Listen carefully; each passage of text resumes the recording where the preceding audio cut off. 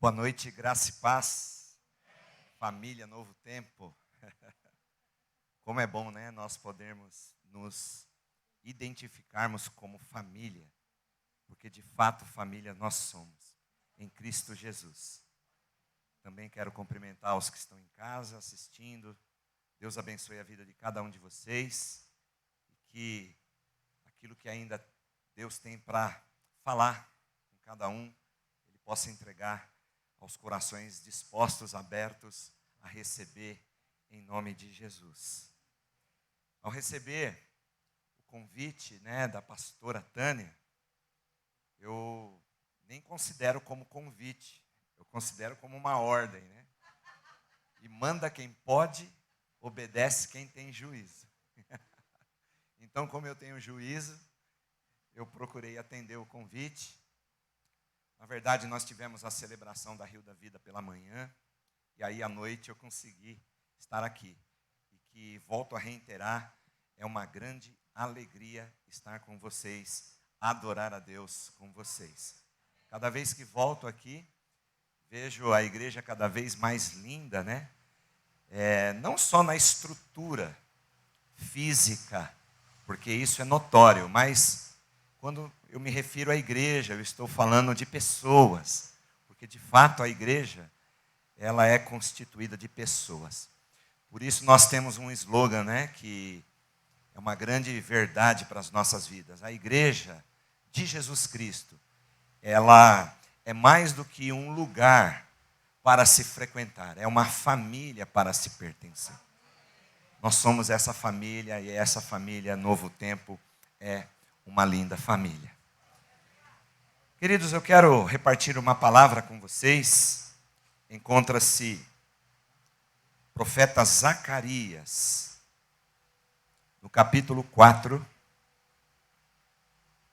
dos versículos do 6 ao 10. Zacarias 4, do 6 ao 10. Diz assim a palavra de Deus: esta é a palavra do Senhor para Zorobabel, não por força, nem por violência, mas pelo meu espírito, diz o Senhor dos exércitos. Quem você pensa que é, ó montanha majestosa? Diante de Zorobabel você se tornará uma planície. Ele colocará a pedra principal aos gritos de Deus abençoe, Deus abençoe. Então o Senhor me falou: as mãos de Zorobabel colocaram os fundamentos deste templo, suas mãos também o terminarão. Assim saberão que o Senhor dos exércitos me enviou a vocês. Pois aqueles que desprezaram o dia das pequenas coisas terão grande alegria ao verem a pedra principal nas mãos de Zorobabel. Até aqui, que o Senhor possa aplicar esta palavra no meu e no teu coração, em nome de Jesus. Quantos aqui já pararam para pensar de que nada começa grande? Tudo sempre tem um pequeno começo. Por exemplo, toda árvore, por maior que seja, por mais frondosa, frutífera que ela seja, ela nasce a partir de uma pequena semente. Grandes rios, eles nascem também de pequenos afluentes. E esses afluentes, eles também surgem a partir de pequenas nascentes. Uma criança no ventre de sua mãe, ela é gerada a partir de um feto. Grandes empresas, quem aqui nunca ouviu falar? Apple, Google, Microsoft, Grandes empresas começaram em uma pequena garagem. Também grandes igrejas, grandes ministérios, começaram com reuniões na sala de uma casa, da casa de alguém. Eu bem sei que também na história da Novo Tempo, isso é uma grande verdade.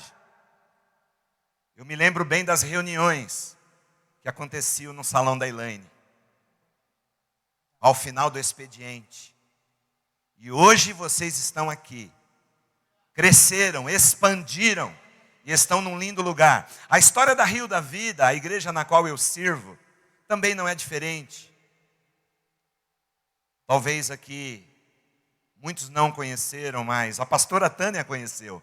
A irmã Marcelina, que podemos dizer que foi a fundadora do nosso ministério. Ela já é falecida, ela partiu para estar com o Senhor aos seus 82 anos de idade. Mas os trabalhos começaram em garagens, em cultos domésticos. Então, nada que hoje você veja grande, ou que esteja em crescimento, em expansão, não tenha nascido de um pequeno começo. Porém, queridos, apesar de nós sabermos disso, nós somos constantemente tentados a almejar coisas grandes, e não há nada de errado quanto a isso, porque são coisas legítimas, mas somos tentados a desprezar os pequenos e necessários começos. Então cuidado para você não cair nessa armadilha, porque é uma armadilha. Desprezar pequenos começos. E esse é o tema que eu trago, embasado nesta palavra, para o teu coração, para o meu coração nesta noite. Não despreze os pequenos começos. Além desses exemplos que eu dei, que são mais contemporâneos, existem exemplos na Bíblia Sagrada, a respeito de personagens na Bíblia, a respeito desse assunto. Por exemplo, Davi, antes dele ter se tornado o grande rei Davi, considerado o maior rei de Israel, ele era alguém que começou pequeno. Começou como um pastor de um pequeno rebanho de ovelhas, que ele cuidava para o seu pai Jessé. Antes de Davi matar o gigante Golias, por exemplo, ele já havia sido treinado no campo, de forma despretensiosa aos olhos dos outros, de forma anônima aos olhos da maioria, mas ele já havia começado o seu treinamento para defender as suas ovelhas, as ovelhas da sua família, de ursos, lobos e leões. Ele também já obedecia pequenas tarefas do seu pai, que era levar comida para os seus irmãos, quando os seus irmãos mais velhos estavam no campo de batalha. E Davi esperou cerca de 20 anos, para que de fato ele pudesse assumir o trono de Israel. E ser quem ele foi, alguém que reinou durante 40 anos, e é lembrado como o grande rei Davi, mas ele teve um começo pequeno. José do Egito, antes de se tornar aquele que foi o segundo homem mais poderoso do império daquela época, ficando abaixo somente do próprio faraó, ele, que era o caçula entre os seus irmãos, ele foi um jovem desprezado pelos seus irmãos, foi vendido como escravo aos mercadores.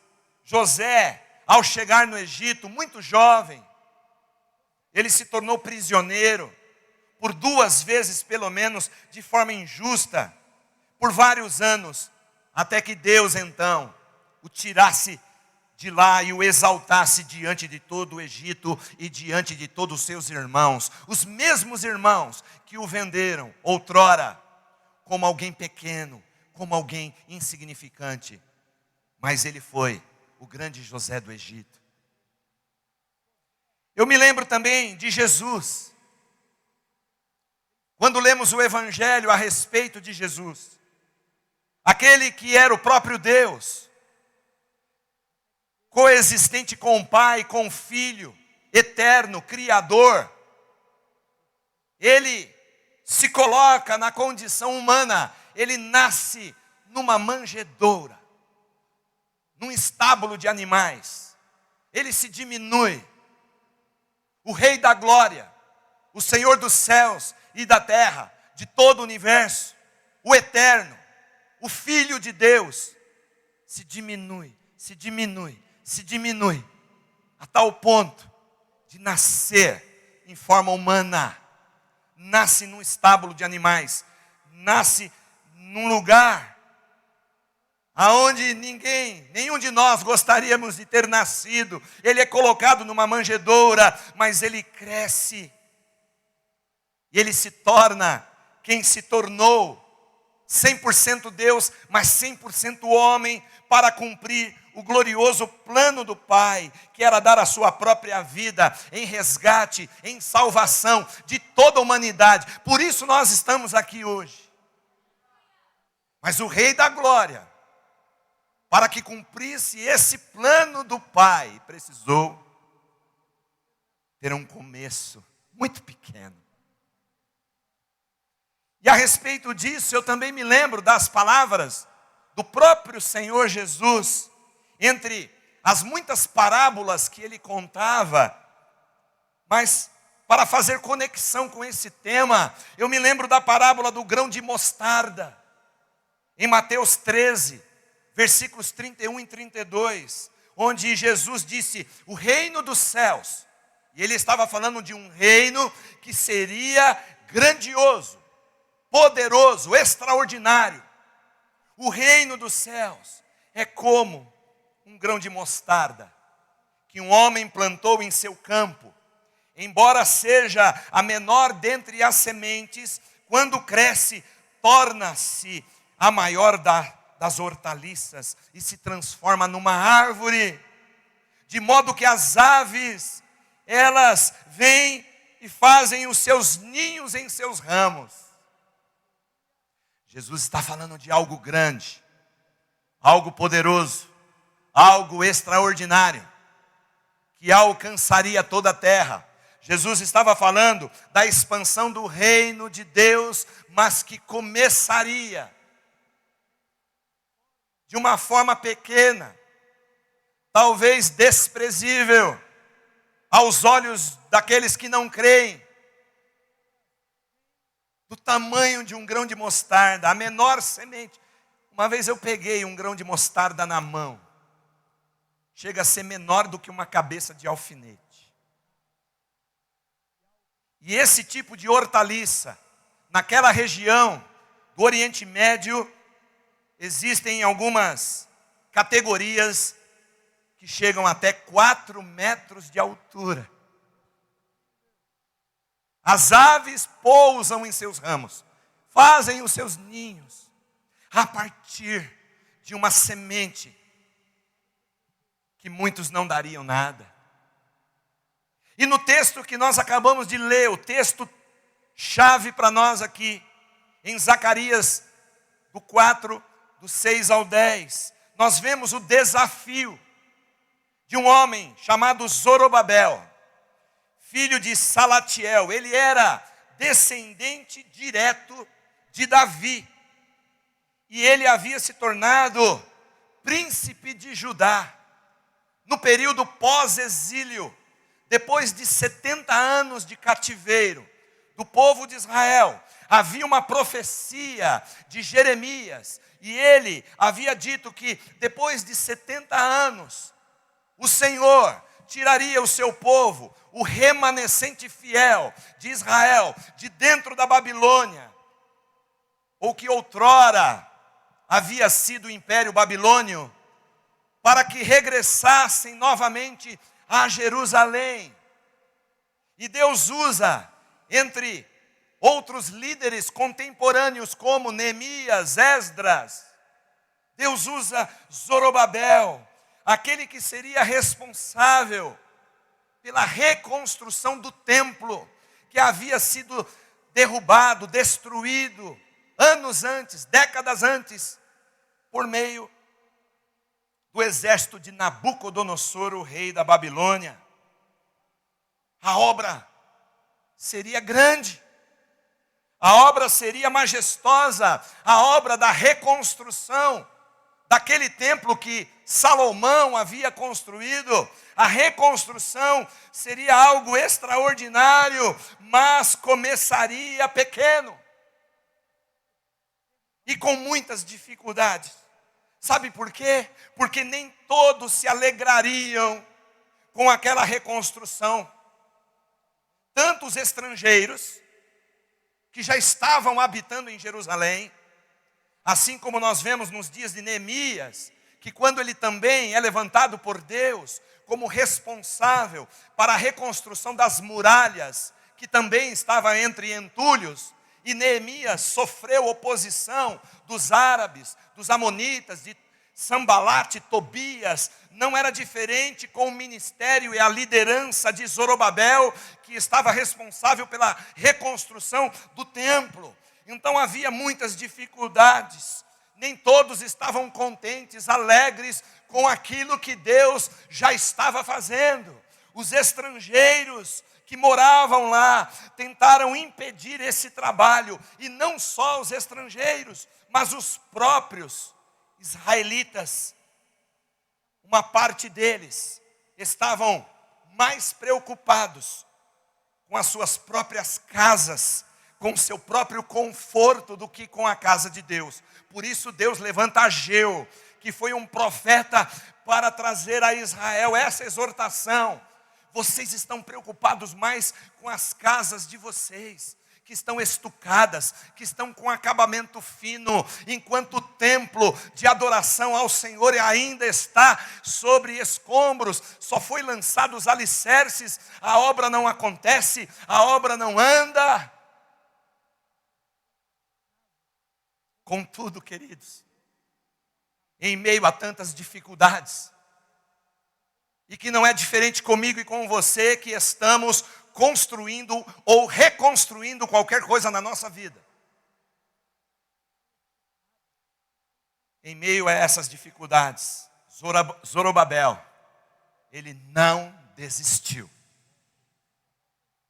Sabe por quê? Porque Deus estava nesse negócio. Deus estava nesse projeto. Havia nascido no coração de Deus esse desejo, essa vontade. Havia se cumprido o tempo da disciplina, o tempo dos 70 anos. Depois que Nabucodonosor morreu, levantou-se um novo rei, Dario. Depois que Dario morreu, levantou-se um novo rei, já não mais no Império Babilônio, mas no Império dos Medos e Persas, o rei Ciro. E o rei Ciro é levantado por Deus, está registrado lá em Esdras, para libertar, para permitir que um remanescente fiel de Israel voltasse para a sua terra, entre eles Zorobabel. E Zorobabel foi enviado para lá, não porque era vontade do homem, mas porque era plano de Deus. Quando Deus está no negócio, a obra não pode ser impedida, ela vai ser concluída. Quer você queira, quer você não queira, porque Deus, ele conta com aqueles que entendem o que ele está fazendo e se junta a ele em obediência para esse trabalho. Zorobabel entendeu: eu sei o que Deus está fazendo, eu sei o que Deus ainda quer fazer, e eu me disponho a cooperar naquilo que Deus quer realizar.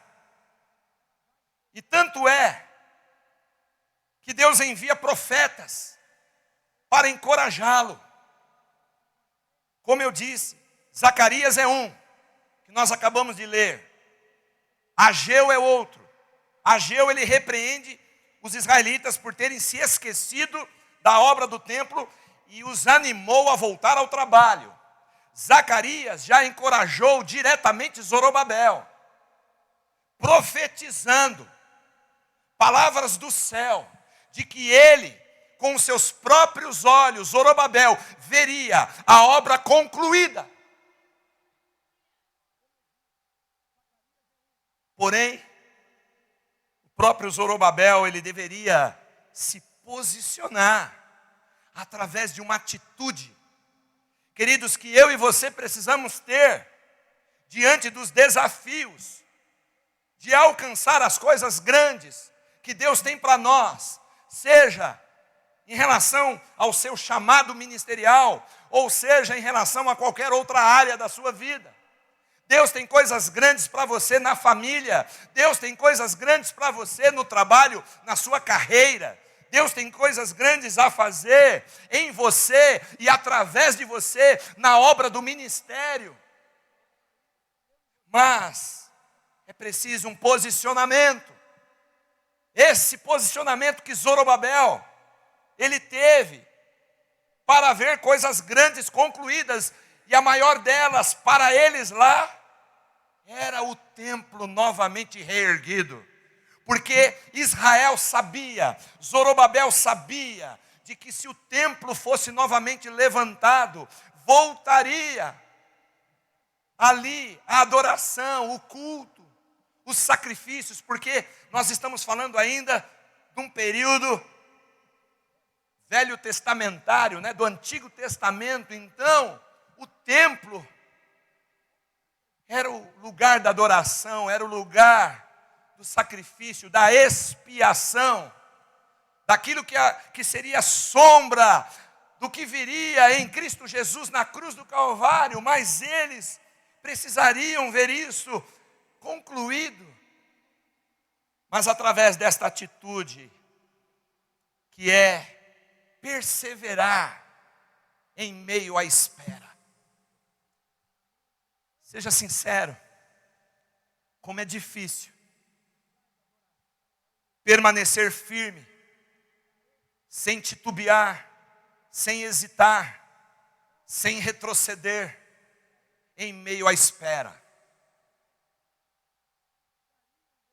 Mas precisamos entender que existe um caminho a ser percorrido entre a liberação da promessa, a liberação da palavra e o cumprimento desta palavra. Existem muitas palavras que já têm sido liberadas do céu para as nossas vidas. Quantas você já tem recebido? A cada culto, a cada celebração, a cada ajuntamento neste lugar, através desta tribuna, através deste púlpito, quantas promessas já têm sido da parte de Deus liberadas sobre a sua vida? Muitas, mas precisamos entender que existe um tempo, um caminho a ser percorrido entre a liberação da palavra de Deus e o cumprimento desta palavra. E enquanto isso não acontecesse, enquanto de fato o templo, a obra pelas mãos e liderança de Zorobabel não acontecesse, ele deveria perseverar em meio à espera, em meio às dificuldades, em meio às afrontas. E ele fez isso. Ele fez isso, queridos, através de algumas atitudes que na verdade são princípios fundamentais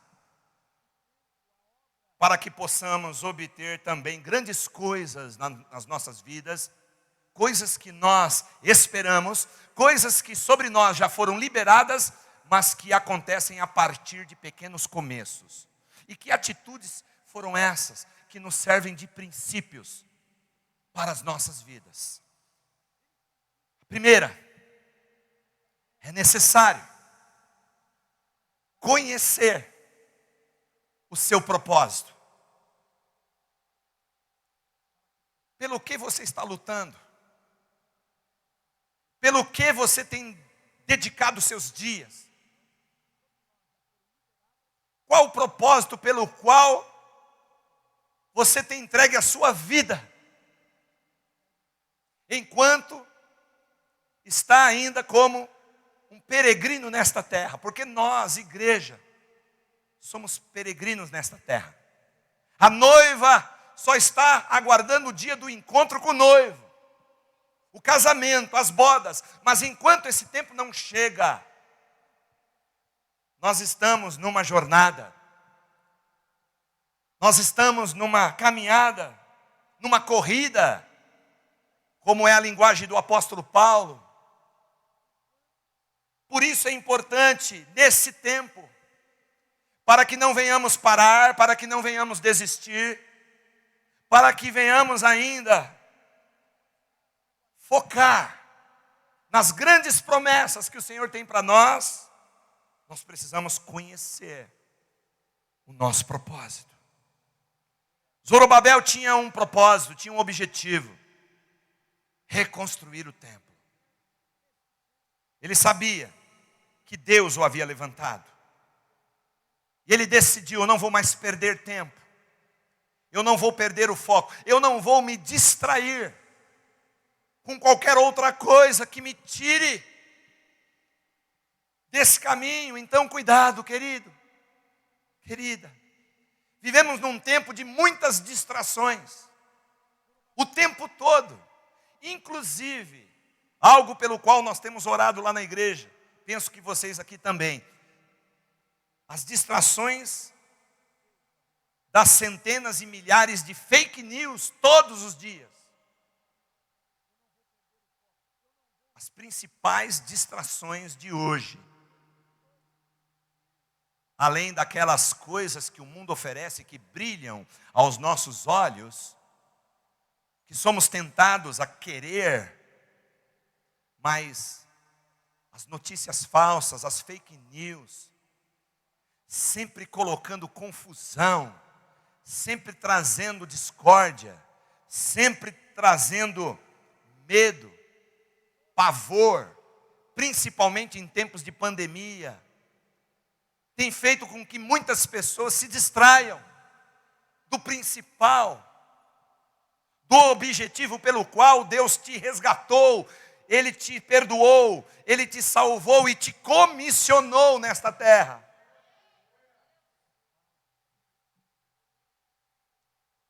Conheça o seu propósito, e se você já conhece, não se distraia com nada. Segundo lugar, não dê crédito às palavras contrárias. Se você quer ver coisas grandes, maravilhosas, extraordinárias, acontecendo na sua vida, na sua casa, na sua família, no seu trabalho, no seu ministério, na sua igreja, a partir de pequenos começos, também tenha essa atitude que Zorobabel teve, de não dar crédito mais às palavras contrárias. Assim como Neemias e Esdras, Zorobabel também enfrentou oposição.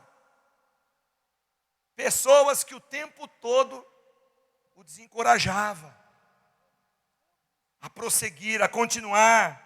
Pessoas que levantavam acusações contra ele.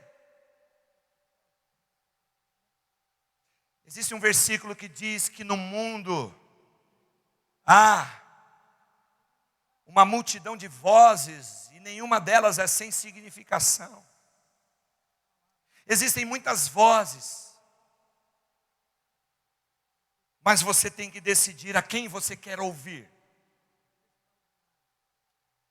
Vozes que vão sempre proferir palavras contrárias, palavras que vão querer desanimar você, vão querer desacreditar você, em quem você é.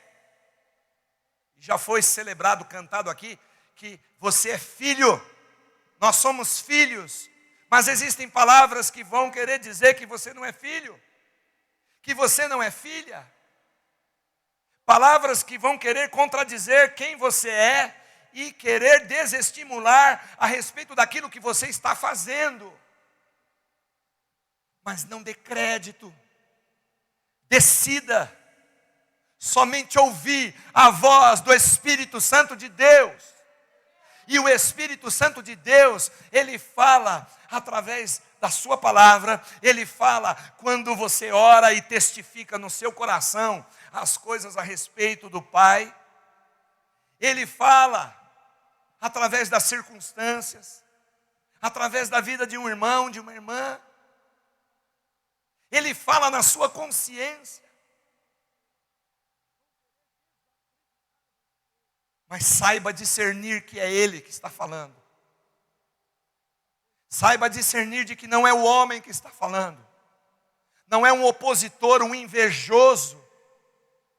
Alguém que não tem parte, né? Neemias precisou dizer isso. Neemias precisou dizer isso aos seus algozes e opositores. Olha, vocês não têm parte com Deus, vocês não têm parte nem com esta obra que está sendo realizada. Portanto, eu não vou dar ouvidos a vocês. A quem você tem ouvido? Quem é que tem influenciado você? Qual é a voz que tem tentado ter predominância na sua vida? Querendo direcionar os seus passos? Não dê crédito, assim como Zorobabel, as palavras contrárias. Terceiro, ao invés disso, ouça a palavra de Deus através dos profetas.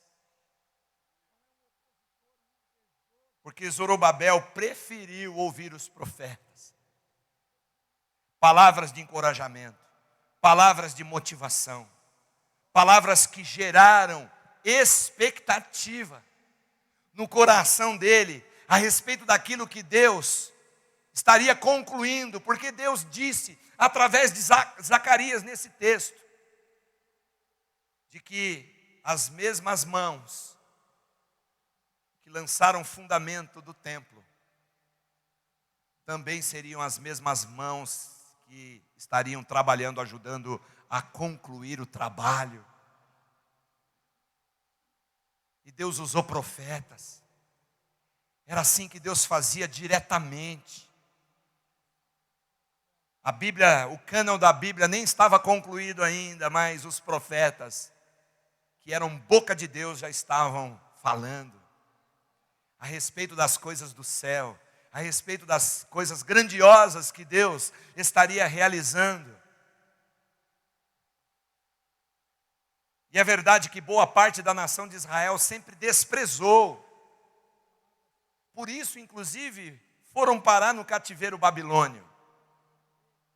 Durante muito tempo, o próprio profeta Jeremias, considerado como o profeta chorão, porque ele chorava a respeito do povo, pela situação do povo, pela maneira como a nação de Israel se encontrava na idolatria, na apostasia, até que veio o juízo de Deus. Deus usou uma nação pagã, uma nação ímpia, para subjugar a Israel, mas não para destruí-lo, mas para discipliná-lo, para que aprendesse a ouvir a voz dos profetas, quando eles alertavam: arrependam-se, volte os seus caminhos, as suas veredas ao Senhor. E ainda hoje o Senhor tem feito isso conosco. Ele usa a sua palavra profética ainda para nos avisar, para nos encorajar, para nos colocar no eixo. E Ele também usa através dos dons espirituais, homens e mulheres que se colocam como vasos em suas mãos, para também através da palavra profética nos encorajar, nos levar a viver aquilo que Ele espera que vivamos. Ouça o que você tem recebido semana após semana neste lugar que Deus te direcionou para que você fosse plantado. Porque no lugar que você está sendo plantado é o lugar que Deus espera que você germine, que você frutifique. Mas não perca o alvo, não dê crédito às palavras contrárias e ouça a voz profética de Deus. E por último, não desista até a promessa se cumprir. Lembre-se, você jamais será um derrotado até que desista. Até que desista. Ou seja, se de fato você não desistir, isso não vai significar que você estará derrotado. Não é porque hoje aquilo que você esteja construindo ou reconstruindo na sua vida é pequeno, que isso signifique que seja insignificante. Aquilo que é pequeno não significa ser insignificante. Jesus, ele nos ensina que se nós formos fiéis no pouco, Ele mesmo nos acrescentará no muito. É verdade que quando Jesus disse isso, Ele disse no contexto do seu sermão profético, a respeito do porvir. Jesus estava dizendo que chegará um dia que o Senhor dirá para cada um de nós que lhe fomos fiéis. Ele dirá: olha, bem está servo bom e fiel, porque você foi fiel no pouco, eu te acrescentarei no muito. Entra e participe da alegria do teu Senhor. Jesus está falando de um plano futuro, da glória eterna, mas também é verdade o princípio da palavra de Deus que nos mostra que em relação às coisas que estamos fazendo ainda aqui nesta terra, por mais pequenas que elas sejam, se formos fiéis, se nós não desistirmos, Ele nos recompensará com as coisas grandiosas que Ele já tem de antemão preparada para cada um de nós. Mas há uma relação direta com a questão da fidelidade. E fidelidade implica também não desistir. Jesus foi fiel. E a Bíblia diz que Ele foi fiel até a morte e morte de cruz. Ou seja, Ele foi fiel a tal ponto de que Ele não parou, Ele não desistiu. O diabo tentou pará-lo, os homens tentaram pará-lo, de que Ele não fosse para a cruz, mas Ele foi fiel até a morte e morte de cruz, porque fidelidade tem uma relação com perseverança, não desistência. Se você não desistiu de fazer aquilo que Deus espera que você faça, então creia, a sua hora vai chegar. Como costumamos dizer, o melhor de Deus ainda está por vir, amém? Aleluia. Para encerrar, eu quero lembrar aqui uma passagem na Bíblia que está no livro dos Reis, 1 de Reis 18, que vai falar que quando o moço de Elias, ele sobe pela 7ª vez no monte, ele diz que ele vê uma pequena nuvem no horizonte assim, para o lado do mar. Ele vê uma pequena nuvem, mas era uma pequena nuvem do tamanho da mão de um homem. E quando ele trouxe esse relato a Elias, Elias disse: então pode mandar recado para o rei Acabe, manda ele se preparar, porque chuva torrencial vai cair.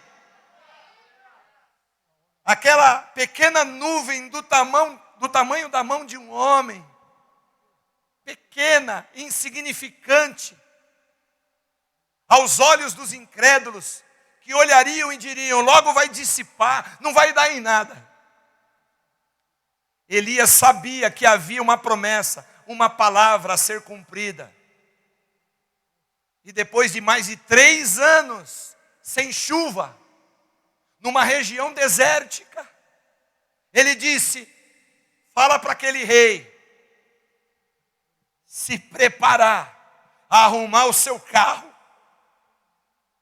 porque a chuva vai descer.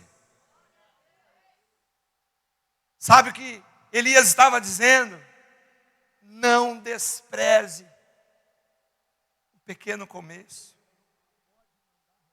Não despreze aquilo que você vê, julga ser tão pequeno, tão insignificante que não vai dar em nada. Não despreze isso.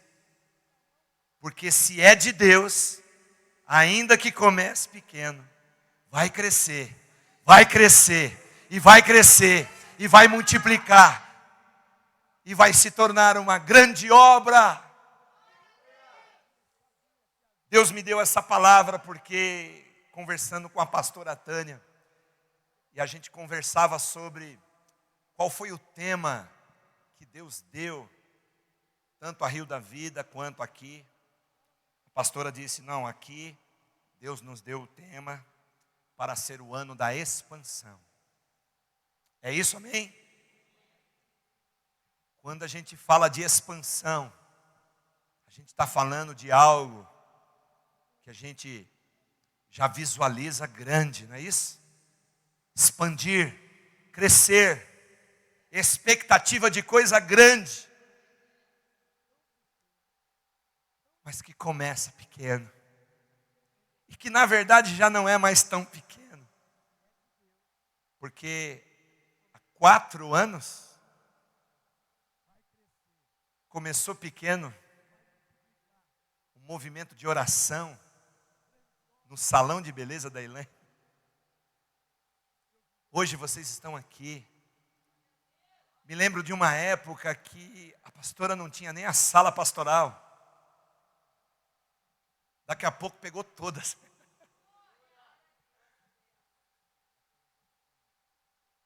E várias celebrações, e várias pessoas novas chegando, várias outras se reconciliando.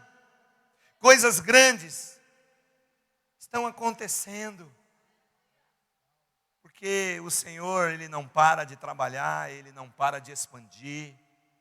E todos aqueles que se juntam a Ele vão contemplar o resultado de tudo isso. Quero orar com você. Agora pensando e levando a você a refletir. Qual é o pequeno começo que você está vivendo hoje? Qual é o pequeno começo? Que área? Tem alguma área específica da sua vida? Sua vida profissional? Talvez relacional? Estudantil? Alguém que passou por um trauma, uma tragédia? Alguém que ficou afastado? Você que nos assiste, ao ouvir esta palavra, de repente você é alguém que estava longe de Jesus e da igreja de Jesus. Você acha que eu vou ter que começar tudo de novo? Eu já fui ministro, eu já fui músico, eu já fui professor, eu já fui mestre de escola bíblica, eu já fui evangelista, eu já fui missionário. Por razões diversas, eu me afastei, eu me esfriei. E é duro recomeçar. É duro recomeçar. Era duro recomeçar para Zorobabel, diante de uma cidade que foi assolada, escarnecida. Roubaram os utensílios do templo, roubaram os jovens, as mulheres foram estupradas, os mais velhos, as crianças e os doentes foram mortos. Jerusalém foi saqueada por Nabucodonosor. Tudo ficou em escombros. Muralhas caídas, o templo destruído, o culto ao Deus Yahvé havia sido esquecido. Muitos foram levados para serem escravos, ficarem cativos ao inimigo. Mas Deus, que é Deus de compaixão e misericórdia,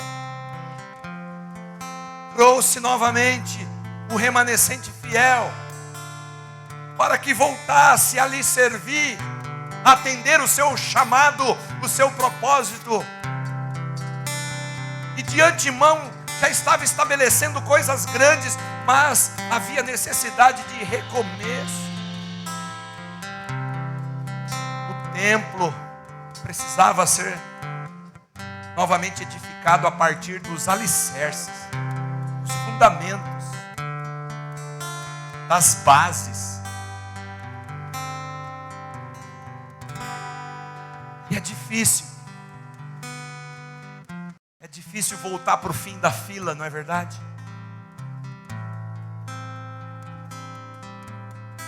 Mas acredite, estando com Jesus, isso vai contar para a eternidade. O que é que você precisa recomeçar hoje? Ou até começar porque não começou ainda? É pequeno? É pequeno? Aleluia! É do tamanho de um grão de mostarda? Pode se tornar uma grande hortaliça de 4 metros de altura. É uma pequena nuvem do tamanho da mão de um homem. Te prepara que então a chuva vai cair. Não importa se seja pequeno. O que importa é se o Senhor está aprovando, se tem o selo de Deus, se tem a intervenção do Espírito Santo.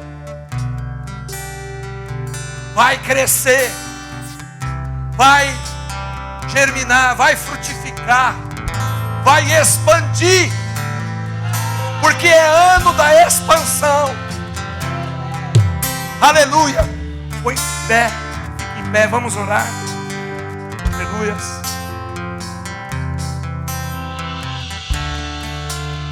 Feche teus olhos. Deus nosso Pai, estamos aqui, Pai, em muitas áreas das nossas vidas, tendo que recomeçar e começar de novo, muitas vezes de forma pequena, mas sabemos que tendo a tua mão no cultivo, no arado, vai dar fruto, vai crescer, vai expandir e vai glorificar o teu nome. Senhor, não importa aqui, Senhor, as pessoas que estão recomeçando algo pequeno hoje, em qual área da sua vida seja, prospera, Senhor, prospera na família, prospera no trabalho, prospera na saúde, prospera nos relacionamentos, no casamento, prospera no ministério, no chamado, prospera a tua igreja, prospera neste bairro, prospera nessa cidade, prospera no nosso Brasil, no mundo, até que o Senhor venha. Aleluia. Assim oramos, em nome de Jesus, que assim seja. Amém. Aleluia. Deus abençoe.